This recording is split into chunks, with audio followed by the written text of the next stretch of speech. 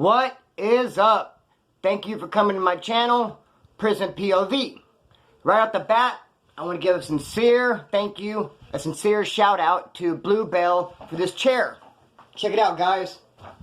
Got a gaming chair, not using the old one no more. Thank goodness. Man, I'm speechless, as you can tell. You have no idea how grateful I am. Very grateful. I just really appreciate it. The last one had to go. I think a month or so ago I was mentioning in a video I had to get a new chair. Last one was just straight grody. Planned on getting one, and then Blue Bell notified me yesterday and said, hey, I got you a chair. She even had it put together. That was almost the best part about it. She had the thing put together even that was very thoughtful. So, you know, shout out to you. I really appreciate it. Nothing but the utmost love and respect for you. Thank you, Blue Bell, for this chair. It's awesome. Alright, so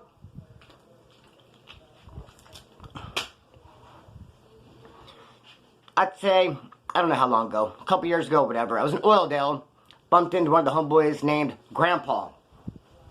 The reason why we call him Grandpa, we already had a name.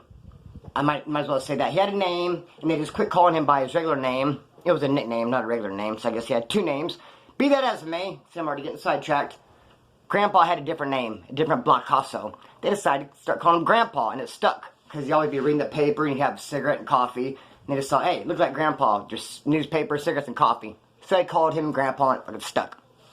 That's how nicknames are. Doesn't matter what you think your name is, what you want it to be. If they want to call you something else and it sticks, that's how it's going to be. I remember several years ago in county jail, there's a dude, they started calling him Flock of Seagulls, because he had like a weird haircut. And there was this Flock of Seagulls, and it stuck. He didn't like it either. They're like, would you want us to shorten it to Seagulls? He's like, not really. Flock? No. Flock of Seagulls, that was his name.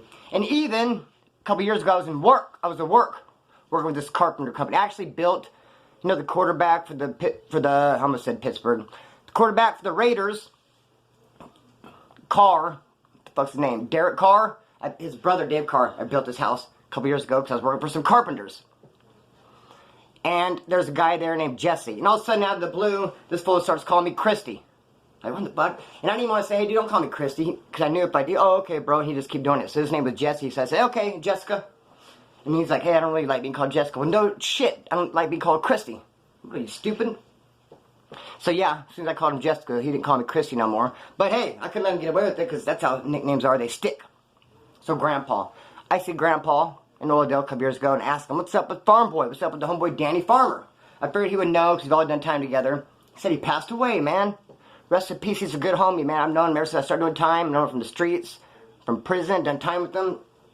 And he's a good dude. I said, how did he pass away, man? He said he overdosed. Which I don't really understand that because Danny did not do opiates. Something you could typically think somebody would overdose on. He's into uppers and shit. So I don't know if he did too many uppers and overdosed, or maybe he did try opiates and did too much. Whatever the case, passed away. Rest in peace. Homeboy's a good dude, man. Never forget when I first met him. I was in county jail. In my barracks, the majority of the dudes in there were getting ready to go to prison. They're fighting cases, they're on their way, they're doing violations. A bunch of dudes already had prison numbers. I was doing county jail time. And I was getting ready to go home. She only had like a couple weeks left when Danny Farmer showed up in his barracks. And I met him for the first time. There's a dude named Chuck in his barracks. He was cooking dope on the streets. And now he's busted in there. And he was having a bunch of this dope brought in. A bunch of it. And he was just freely giving it away to all the white dudes in my barracks. Then Danny shows up, starting hitting a big bag of weed. And he was just sharing it. So all the white boys in my barracks are just high. Tweaked out from Chuck sharing and stoned all the time because of Danny when he was kicking down all the weed. Then someone chimed in, out of the blue, started hating on me, and said, I don't think Splinter should be allowed to do any of these drugs. I mean, he's getting ready to go home. All of us are on our way to the pen. The drugs should be for us. He can do all the drugs he wants when he gets on the streets. Now, it's fucked up, man. That's how it is in there. All of a sudden, some people would just decide, take it upon themselves. I mean, he just wanted to put me on NC status, not coming. Wasn't even his shit. Dude, keep my name out of your mouth. I hate when people just decide they just want to start fucking with me. Here I am at the middle of some controversy. I woke up, it was a normal day. Now people are talking about me, how I shouldn't do drugs. What? Fuck all that. Excuse me. But my reply, what I said was the stupidest thing. My reply was just so stupid. As soon as I said it, I was like, ugh. I said, no. When I get out in a week or so, whenever I go home, I'm not going to be doing all the drugs I want because my old lady won't let me. As soon as I said that, I was like, fuck, did I really just say that? My old lady won't let me. That did not sound good. There's some truth to it, because I did have a girlfriend. I was talking on the phone. She was saying when you get out, give this sobriety a shot. Okay, I won't use. And so, yeah, I figured I wouldn't be able to get out and use, but it didn't really sound good. Like, that should not have been my debate should not have been what I'd said to the homeboy. He's like, you can't use. Yeah, I can use because when I get out, my old lady won't let me. Sounded stupid. So, of course, right away, they capitalized on that statement and said, okay, well, hey, we're getting ready to go smoke a joint. Call your lady and ask her if it's okay. I was like, fuck, man. So now they're harassing me for being too short at the house doing drugs. Now I made the statement about my old lady. Now they're starting to, they're fucking with me. So I said, you know what? Fuck all this shit. Fuck you guys. I'm going to go in the bathroom. Whoever wants to fight, let's fucking fight. So I went in the bathroom, like, fuck this. I don't really want to fight. I don't want to be the butt of everybody's joke either. Next thing I know, Danny Farmer starts coming in there in the bathroom. I'm like, damn, I didn't call him out. He's a homie. I really don't want to fight him. Hope he didn't get offended when I said, fuck you guys. Who wants to fight? And he came, he's like, Splinter Dog, quit tripping, homeboy. It's all good. This is my weed. You can smoke till the day you go home. Everyone's just playing around with you, bro. Don't even trip. Okay, right on, bro. So we went out there and we started smoking. And him and I ended up getting really tight after that. He's a good dude. I think I even said, you know, guys, you know, my girlfriend really didn't say that. When I go home, I can use, you know, all I want. You know, I run that motherfucker out there. They're like, psh, be quiet, bro. It's all good. We're past that. So anyways, him and I ended up being really good dogs after that. One time on the streets, one of my homies calls me up, panicking. Splinter, you gotta come pick me up, dude. You gotta come pick me up, bro. He's panicking. Like, alright, I'm on my way. So I show up. He's outside and he gets the car. I go, well, dude, what happened? He goes, man, my mom's boyfriend hit her. Or they're fighting, whatever. So I took off on him. Might have knocked him out, punched him in the face. Wasn't a real big ass whipping, but I mean, to punch him. He fell down. I think the cops got called. He's like, get me out of here. So I take off with him, go drop him off somewhere, and I run around doing my thing. Later, he calls me. It's like, hey, Splinter, bro, the cops are looking for you. I'm like, what? Cops looking for me? Yes, I know this, but how do you know this? Like, what do you mean looking for me? Some shit I've done, or are you going to tell me about some new issue I have no idea has popped off? He goes, yeah, that's exactly it. A new issue I have no idea that popped off. What? That's the last thing I want to hear. Well, do tell. I said, bro, when the cops came, my mom and her boyfriend did not want to tell on me. So they told him it was just some random dude that showed up and popped him in the mouth. And so they said, know who it was, but then the neighbors described your car. They're looking for you. Sorry about that. Sorry about that. What in the hell? Sorry about that. I said, okay. A situation like that, it's not like, okay, well, can you call them, tell them it wasn't me?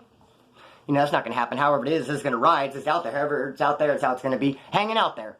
So I'm like, man, I got to go away from it. I called up Danny Farmer. It's from the east side. Hey, on boy, come pick me up. I need to stay tucked in the cut. I need to get away for a minute.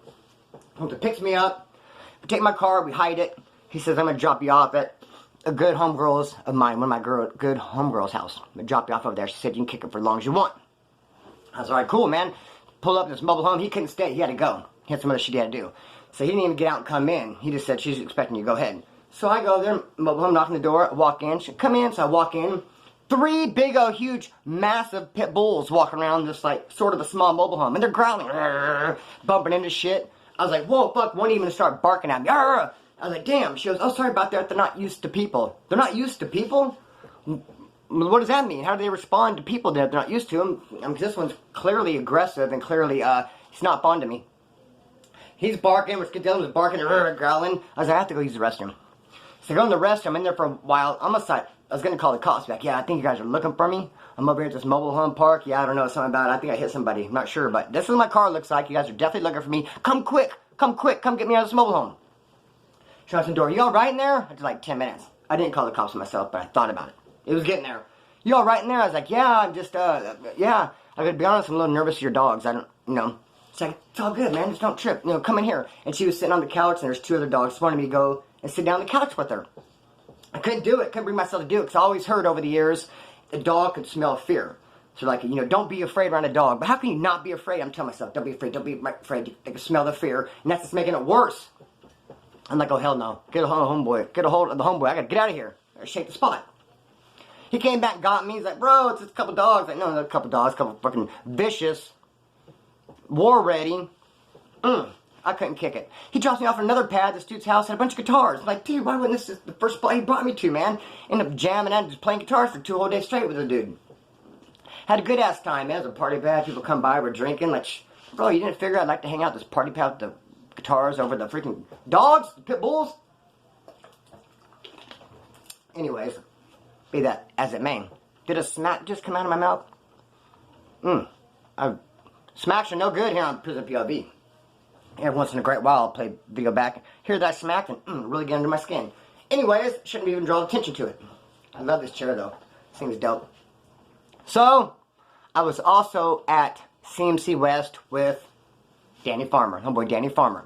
Now, at first we're on different yards. I was on the 1 yard, not level 1. I'm not talking levels. There's 4 yards, all level 2. They give them a number, 1, 2, 3, and 4 yard. I was on the 1 yard, ended up getting it right with the Southsiders to win to the hole. He was on the 3 yard, which was actually the camp.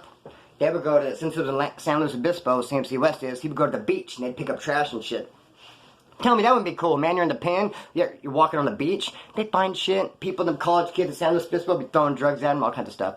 They end up finding a pound of chronic on the beach. Excuse me. Pound of chronic. And they all spent all day making claw bows. They hooped all that shit, brought it all back. But when the cops walked into their barracks, they could just smell it. They'd never find it, but they could smell it. And bugged the shit out of them. So they rolled up all those dudes that were on that crew, sent them over to the 4 yard. I got out of the hole. I go to the 4 yard. There's the homeboy Farmer. What's that, dog? Let me say this. I'd rather do a year with someone who's a good friend of mine, someone who's just my fucking homie, than 6 months just by yourself, not really a good homie. But you're going to make a homie. You're going to make a friend no matter where you're at, what you're doing. But point is, someone like Danny Farmer, and him and I have the same sense of humor. We just get along so good, man. It's funny because he has no tattoos. Not one single tattoo. And he gets halftime. Halftime means, not violent. He doesn't have strikes.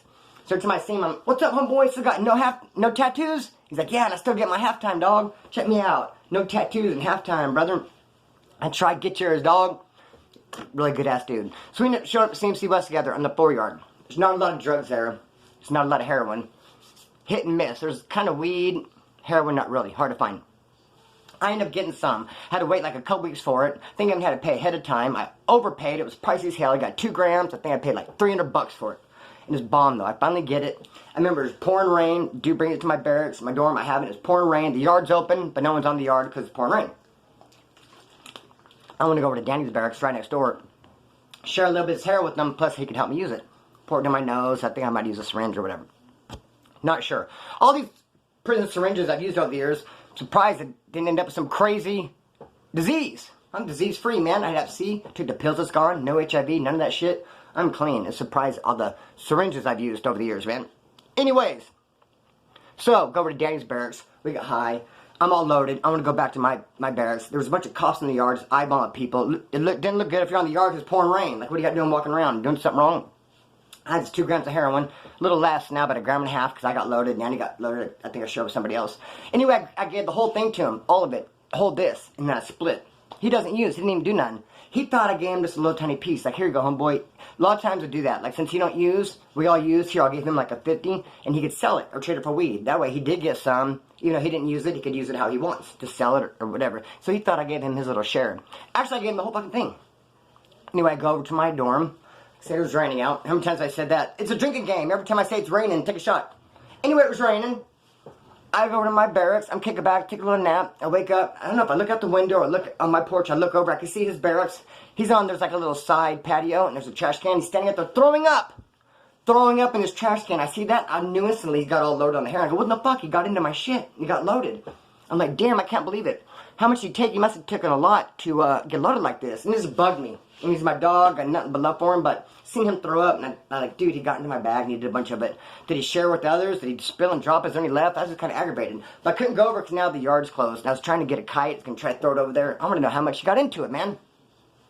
Finally, I started home for dinner. Yard was open. I was able to go over there and just mobbed up in his dorm. Go over to his bed. And he's laying down. I'm like, what's up, homeboy? He's sleeping. He's like, fuck, dog. And he was like blue and shit. Didn't look good at all, sweating. I was like, what the fuck? I go, how much did you do? He goes, I just ate that piece you gave me. I go, the piece I gave you? Dude, that was all of it, bro. You ate the whole gram and a half. What the fuck did you do that for, dog? He goes, oh, I thought it was just like a little tiny piece. I thought you gave me my little issue. I go, no, dude. He's like, well, fuck, man. The cops started to push up on me, and I got paranoid, so I just fucking ate it. Swallowed it. He goes, why didn't you tell me? He goes, shit, I should be mad at you, dude. I could have fucking died. She told me you gave me the whole thing. I mean, ate it. I would have never ate it like that had I known how much it was. So he was kind of frustrated with me. I was kind of frustrated with him, but be mad all you want. And there's no more fucking heroin. Fuck. He ended up paying a debt for me, too. His name Benny from San Diego. Don't remember how it transpired. I'm just throwing this extra story in because we don't have enough time. I don't want to end it so quickly. San Diego's homeboy Benny is a good-ass dude. Kind of had the keys at the 4 yard where I was on right there. Danny Farmer. And Danny and Benny were tight. And some tattoos on my back. Well, as I left, I had a debt. And these people were going to be cool with me. I cannot remember, man. I cannot remember the details. That's why I don't like to tell stories off the cuff. However it happened, whatever happened, Denny covered some debt for me on the way out the door. He was, those trips when I got you. And I was supposed to get out directly and just hand the money right in. And I had every intention to. I didn't. He was telling Danny, I'm going to fuck him up. He left me hanging. But I didn't really leave him hanging because Danny was there. And I knew Danny would cover it. Also, when that time I was in there at CC West, I had this pen pal, this Japanese girl. I thought her name was Echo. Her name was Echo. Like Seiko, without the S. I called her Echo. Anyway, she's my pen pal. I wrote her for the longest time. Some gave her a hookup. She would never ever write back. I had nothing better to do. Fuck, I just kept writing. Finally, she did write back. And then we would talk a lot of time. She actually mailed me my dress house to go home to. I was supposed to, I was going to get out, call her and stuff. But I just got out. I had $10,000, best settlement. Started scounding. I started fucking hitting it hard. Sorry, Vinny from San Diego, you didn't get your $60. Sorry, Echo. I'm not going to go to Santa Barbara and hang out. I was running around with chicken, let my head cut off. Kind of similar to what you're seeing now. But this right here is sober on the natch. Half of you guys are like, yeah, right, motherfucker. I can't believe there's still people that hit me up. You're a tweaker! I know you're on meth. Dude, what gives? What gives, man? Funny thing is, if I did meth, I'd be like this. Hey, can you pass me that ashtray? Wouldn't say a word, bro. Here's how I met Grandpa, though. Seemed I was at my first term, Central Valley MCCF. So level 2 CCF. When you're doing time, say like a level 3 or level 4, whatever you are, your points are going to drop. If you're in a 10-year term, you might start out level 4, points drop, you're level 3, level 2, you drop. Grandpa, he wasn't going by Grandpa this time, they had different block also. He came from Wasco level 3. His points drops, came over to McFarland, MCCF, CCF level 2. So when you get to a spot, you know, dude from Bakersfield is going to get to this new prison. He's going to say, I want all Bakersfield boys. I want all Bakersfield card to meet me. I want to talk to him. I want to meet him. He wants to meet the homeboys as soon as you get there. You got to meet. Check the paperwork. Just talk. It was homeboy. Where'd you come from? You just got to meet the homeboys. So he shows up. Wants to meet homeboys. We're out there talking. He's like, yeah, I just came from Wasco. Level 3. My points dropped. Now I'm a level 3. He's wanting to get like, ooh, fuck, this dude's a level 3, man. Watch out. Level 3 killer on the line. He wanted that response. Like, oh, fuck, brother, you level 3? You're not really going to get it. Now, if you're on a level 3 and someone shows up who just came down from level 4, you might get a little bit like, oh, shit, he just came from level 4. I mean, glad you made it out of there alive, brother. Because level 4, now that's prison. It's level 4, 180 in the state of California. It's dangerous. They drop from level 4 to level 3. Yeah, you might get like, damn, okay, what's up, boy? But drop from a level 3, come to level 2. Nah, you're just one of the fellas. And he kept on saying, like, hey, I came from Wasco. Or dropped, level 3, Wasco A-Yard. Drinking game. Take a shot every time he says that I just came from the level 3 yard, Wasco A-Yard. What? He was getting no love. He was getting love, but not based on his points. Just another one of the fellas. He was a good dude. I liked him. But I love the homeboy Danny Farmer. And I miss him. And it's fucked up how that all went down. Another time I was talking on the phone, I was in Oildale. He was on the east side. He's like, dude, hurry up, Splinter. We're going to go to a Pantera concert. I was like, what? I knew Pantera was coming to Bakersfield. I just didn't know when. He goes, dude's right now. He goes, dude, we're just going to sneak in the back door. He's like, we don't have tickets. Fuck them. We're just going to rush the stage. Let's go. They're going to break in. And that was like a plan to me. Got around to the east side. Got in his car. There's like eight of us in his car. And the door kept on fucking flying open. The back. And the dude who was sitting by the door, almost just kept falling out. You had to like grab his arm and bring him in. Because Danny has a theory. If you run stop signs, if you speed, if you don't have your seatbelt, you break all the traffic laws. Somehow that's going to be, you're so obvious and you're just so obvious about how you're driving that surely that dude has a license and insurance. No one will be acting like that. The cops are looking for him. That's his theory. He says if you go the speed limit and you break all the laws with a seatbelt on, it's like you're being too careful. Cops going to get you. He goes, you got to be buck wild, man. You'll get away with it. So we're hauling ass, breaking all the laws. All of us absconding. All of us carrying dope. Go to Pantera, see Pantera with the door coming open and get there and a big old sign. Tomorrow, Pantera, 7 o'clock. We're like, what? Homeboy, that shit was tomorrow, dog. He's like, we'll go tomorrow. Of course we never did. Who knows what happened tomorrow? Anyway, I'm going to cut the string and let this fly. Peace.